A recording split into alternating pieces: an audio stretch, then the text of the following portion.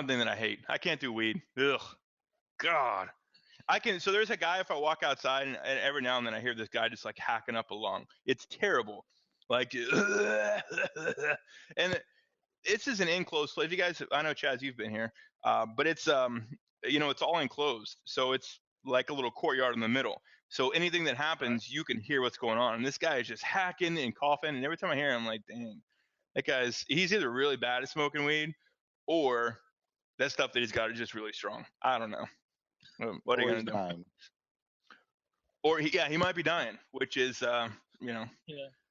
that's another thing. My parents, I grew up, my parents were a heavy smoker, still are.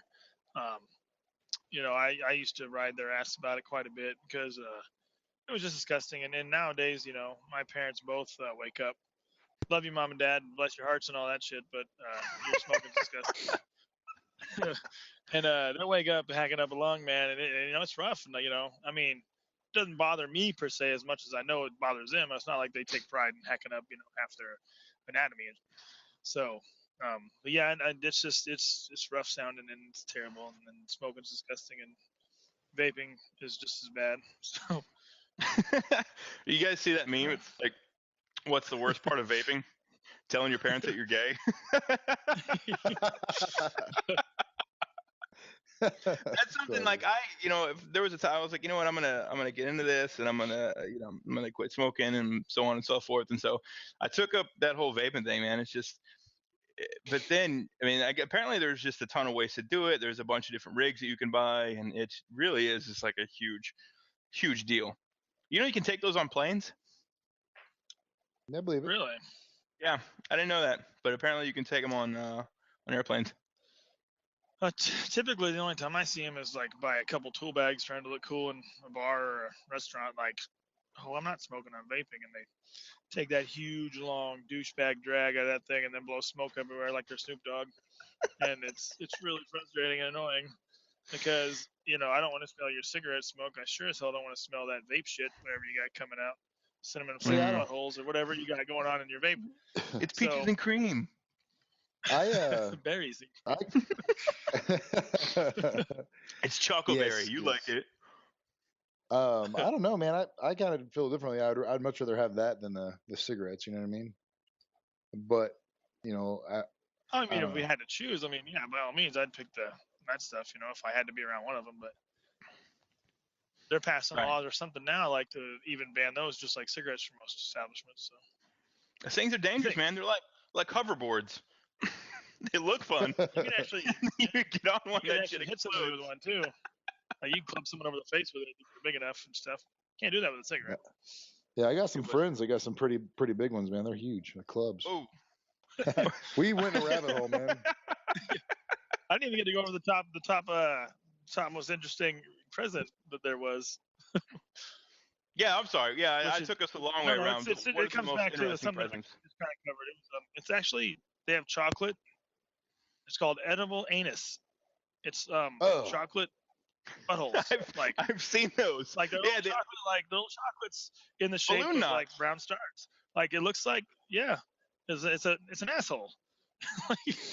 And that's like a big thing. I don't know. I guess you're not living unless you have a box of edible anuses. So would you? That's again. Would you if somebody gave like, hey, here's a box of edible assholes, would you eat them? Well, I'd want to know if they're made from real assholes or if they're just chocolatey good. If it's chocolate, right? It doesn't really matter. If they're chocolate, I'll eat an asshole if it's chocolate. They have these things are in assortments. Here. Speaking of, shout out to Shane. Oh man. Oh man. Well, they have an assortment? Yeah. Let me see here. I'll pull it up right now. That vanilla chocolate asshole. Shaped, I like the tag, the edible anus chocolate shaped human hiney. Is it weird if you get peanuts in there? Corn or something. They got little shreds of corn in them. Oh man! Look at this chick right here, man. She's like really digging it. She likes it a lot. Yeah, that's she's like. So is she single? Does she need somebody to hang out with Valentine's Day? That's not even Probably. that's not even a flat piece of chocolate. Like that's actually got some butt cheek in it. Yeah, Like you man. gotta It's you an gotta go asshole. in to eat that thing. That's some Yeah. pretty good culinary craftsmanship, I would say. Yeah. Yeah. Hey chef, do you think you can polish off you think you can make us some buttholes next time we come over? I'd have to start right now. That's good. Let's talk today, guys. So if you guys have anything, let me know because I'm a little preoccupied. What do you got things to do? Yeah. Well, I was looking at some of these statistics for Valentine's Day. If you want to go over them, we can. The only one that actually stood out to me, I thought were funny, was let's see. We just read off some gifts that were good and bad, and kind of awkward. You got your basic gifts: candy, flowers, cards, jewelry, eating out, clothing, and gift cards. Gift cards. Would you want a gift card for Valentine's Day? No. I don't know, No. man.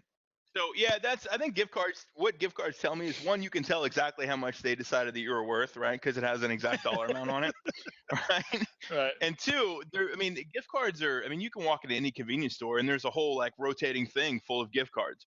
So basically, I mean, you could have got that anywhere. Now, Yeah. I mean, I don't know. I mean, if it's just kind of maybe an add-on, right? So you know that they're into soup and breadsticks at Olive Garden, and you get them something else, be like, oh yeah, here, by the way, here's a gift card to some soup and breadsticks. Or let's say it's I would give somebody a gift card to like a spa, right, or a salon. Yeah, I can see that. I guess maybe does it depend on the gift card? Oh, I would think. I don't. One time I gave like my ex-wife, I never try to buy clothes or anything like that I know that women would be particular to, their own way something fits or their own brands they like to buy for, stuff like that. So I gave her like $500, and I read today that was a big no-no just to give money. So I'd like to hear actually some feedback on that one. Did you pay your alimony in gift cards? Oh man. Here, have all the soup and breadsticks your heart desires. Get her one to the pharmacy.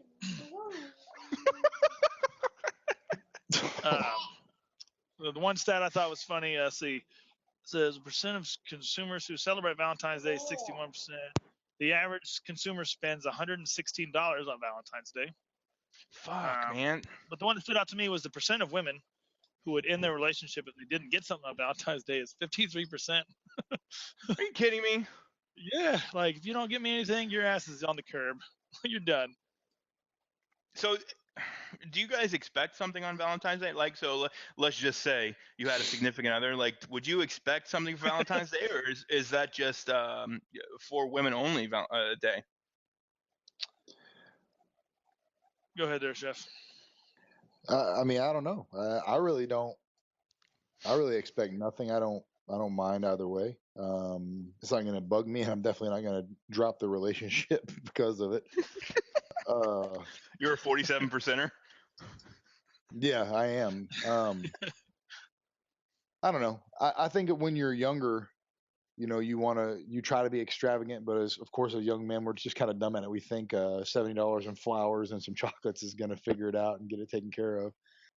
Some anus chocolates, yes. Some anus chocolates that are assorted with nuts. It's hard, I know, right? I never wanted anything.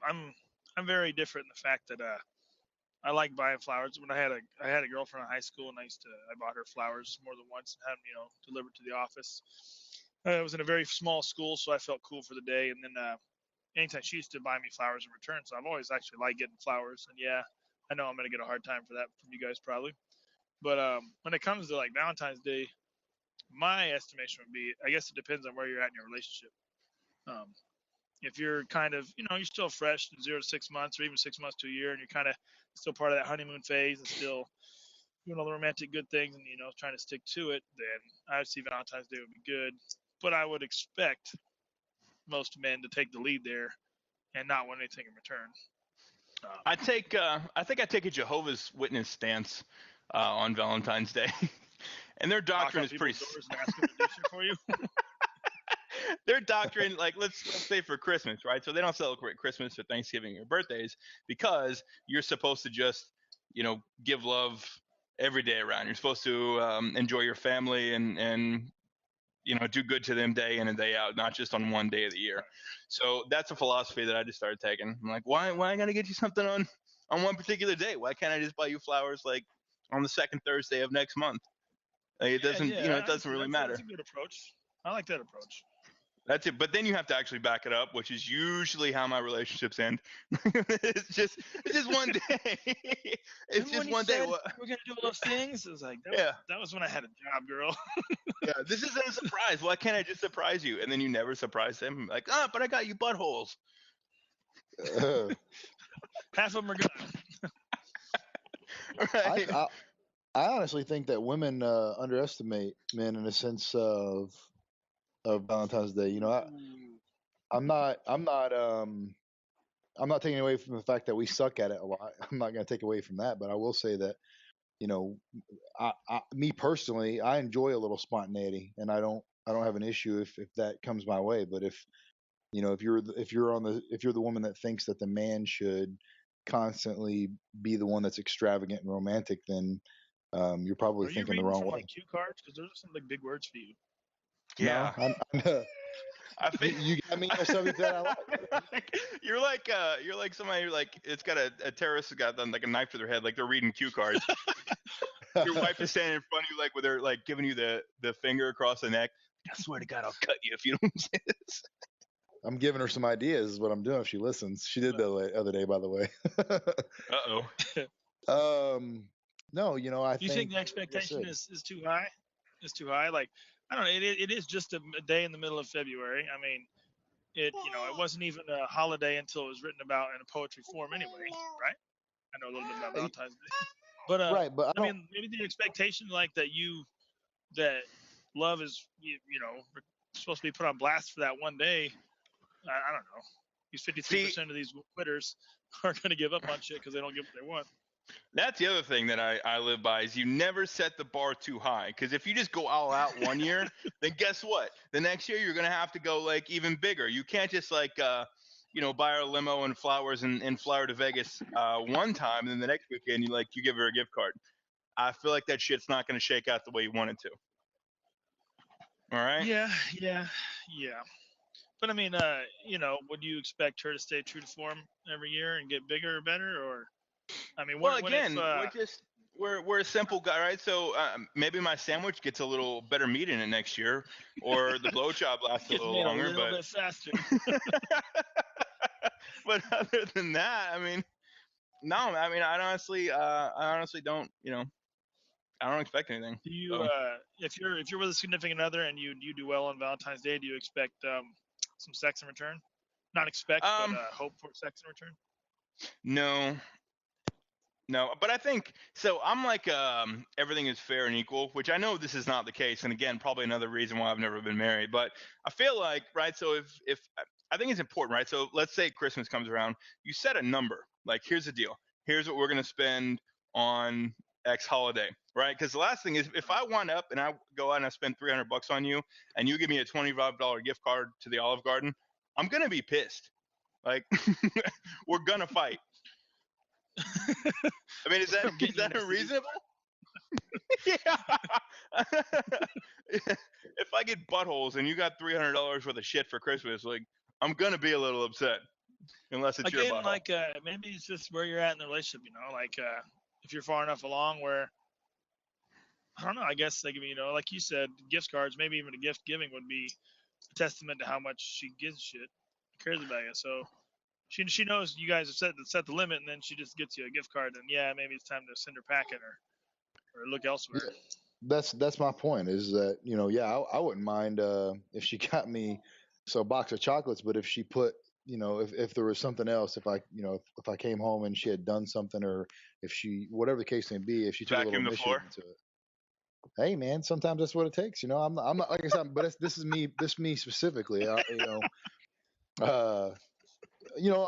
Let's say, because I don't speak for all men. Clearly, I don't speak for you guys either. But if my wife got me a gift card to Home Depot for $30 and I spent $300 on her, but I come home and she spent $150 on some outfit, with I'm gonna be like, yeah, cool, let's do this. 100%. I'm good Yeah. with the Home Depot card. Oh, Yeah, please spend $150 on something that I'm going to take off of you in 2 minutes.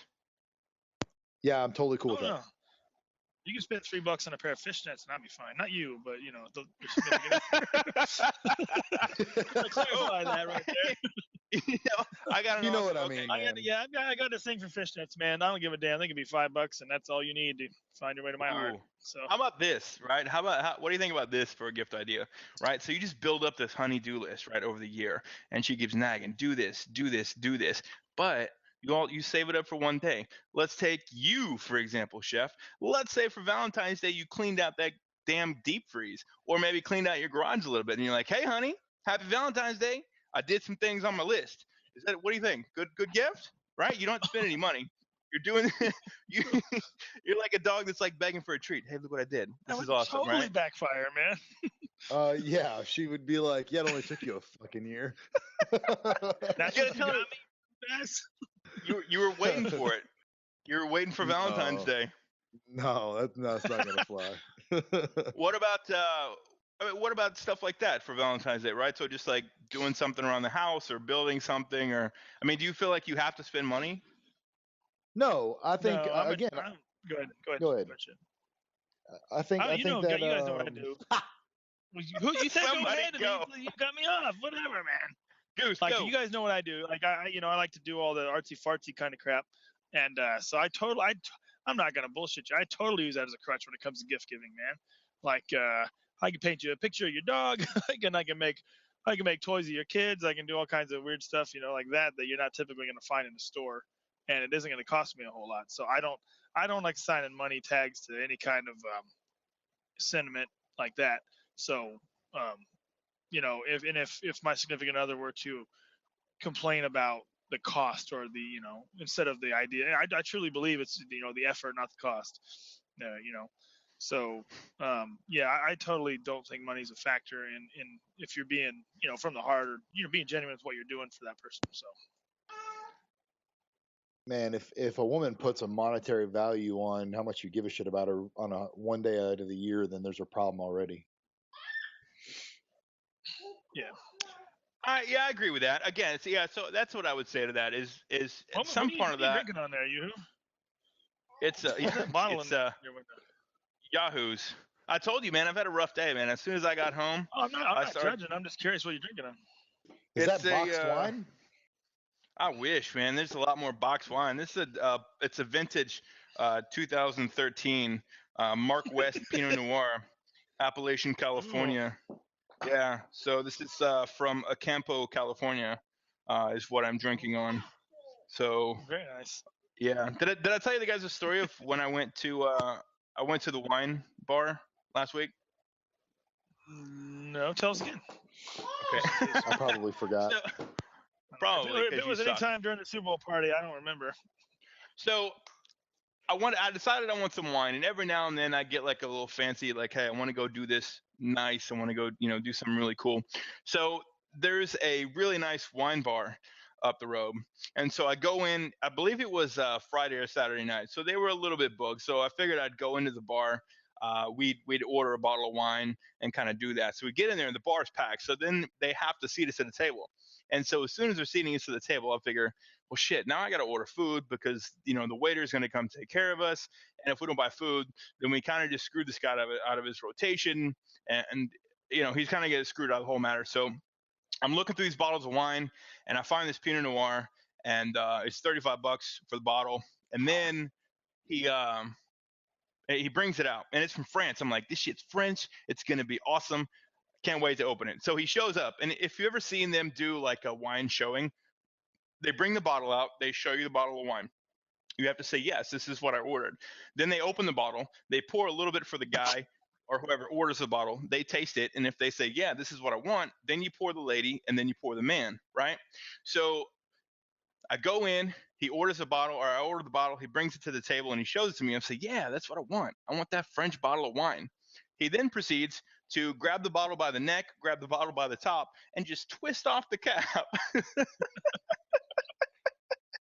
And so, Broke the precious seal? yeah, he broke the seal. So if anybody, I mean, if you know anything about wine, like if it has a twist off cap, it's, chances are it's probably horseshit. So then he tries to go through the rest of the rigmarole, like, hey, like, is this what you wanted? And then he twists the cap off. And at that point, I'm like, fuck it, I'm done. Like, I already feel like I'm embarrassed. People are like looking around because you hear the people are like, oh, look at this big motherfucker. So, and then he like pours a little in the glass, and I was like, man, you can just give it to me. And people are already looking at us thinking, God, these cheap assholes. And now, I mean, I've spent shit, something like that, probably 300-400% markup for a twist top Oh yeah. wine bottle. So yeah, I had this twist top wine bottle. And I was thinking, maybe, I'll buy a French bottle of wine. I'll have something. But apparently in France, they have twist top cheap ass bottles of wine too. So that's my wine story. Nice. Yeah, full of excitement. I haven't frequented too much wine. I've two of the worst hangovers I've ever had in my entire life were off of wine. Wine makes me I went happy. to this wedding. I went to this wedding one time where it was an open wine bar, and it was at a winery, a vineyard or whatever. Ooh. And we proceeded to get tore up from the floor up, and it was very rough 2 days after that. I couldn't deal with my life after that.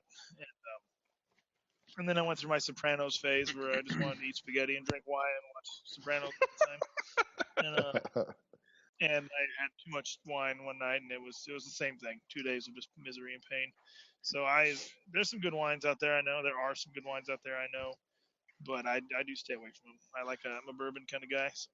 Do you guys ever go? I think it may have been us that had this discussion, but do you guys ever go through that phase, like what you drink is a direct reflection of like what you've been watching? Yes. Right? Yes, yeah, I do. right. So when I went through like the Mad Men phase, right? So I started watching Mad Men, and Chef got me that really nice decanter, and so I went and bought a bottle of that. What was it, that bourbon that was just terrible? You remember that I bought a bottle of bourbon and it was just the Devil's Cut. Oh yeah. I bought the Devil's Cut and I kept it in there, and I was like, you know what? The guy that do it on Mad Men, he just pours it right out of his decanter, and he just drinks bourbon, and they drink vodka like that, and they drink scotch like that, just a little bit on the, a little bit in the glass, and they just drink it straight up, and they sip on that. So I did that for a while, and it was a direct result of what I was watching on TV. I was watching Mad Men. Now, whenever I dive into Sex and City, sometimes I just want a martini. You know what I mean? Just want to walk around in heels and enjoy myself. Fishnets. No, I'm very much the same way. I've been cruising through some Ray Donovan lately, and he's very much whiskey and what appears to be bourbon kind of guy. And he'll just come home from doing his dirty work, and then he'll pour himself a glass, and then another glass, another glass. He's always got a 5 o'clock shadow. I don't know if those things are related, but yeah. So I definitely will feel good about myself having a glass of bourbon watching my show. But I only, that's my Netflix and chill. Sometimes I'll watch NFL and I'll either want to punch a girlfriend or a wife in an elevator. Yep.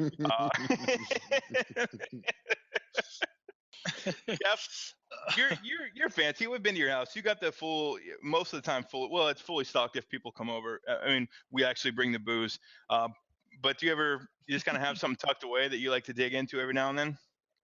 Yeah, man. There for a little while. One of our buddies got me a bottle of 18-year Macallan, and the sad part is that I had no clue like what that was worth, right? But Ron Burgundy was crushing that stuff and tilting it up, so I was like, why not, right?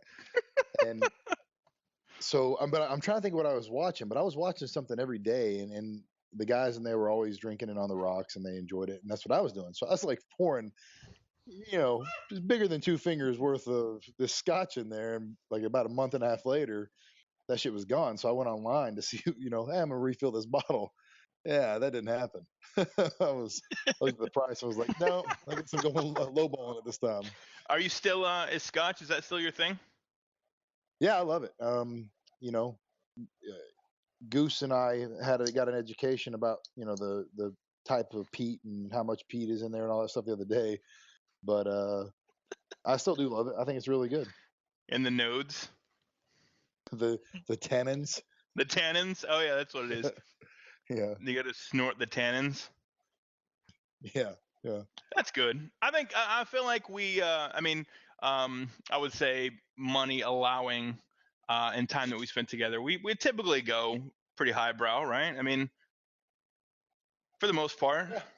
I mean, Yeah, I unless My think bank account would agree with you. Yeah, I think we do a good job. I mean, I remember. I guess you could say our alcohol consumption or preferences have evolved to reflect quality, not quantity.